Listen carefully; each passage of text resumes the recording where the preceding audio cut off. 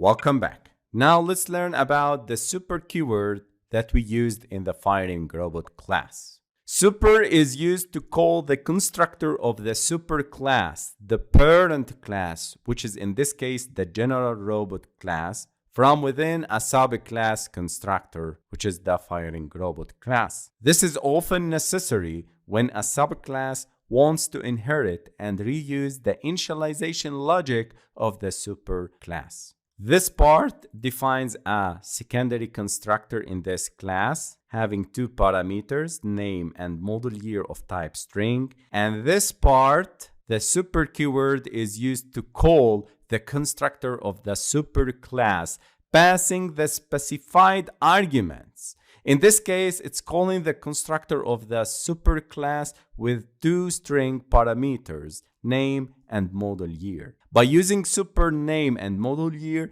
you are essentially saying that when you create an instance of the subclass which contains this secondary constructor, it should also initialize the properties and perform the initialization logic defined in the constructor of the superclass, passing name and model year parameters to it. For example, if I need to create a general robot or a firing robot instance, I need to pass here the name and the model year. Also, we have another constructor having only name. So if we go back to the hello.kotlin.kt file, we created two instances of firing robot, one of name hero, and only we passed hero as a parameter, and the second with name and model year. The super ensures that any instance of this firing robot will inherit the characteristics and the properties of the super class. Also, this super in this constructor do the same way. In summary, the super keyword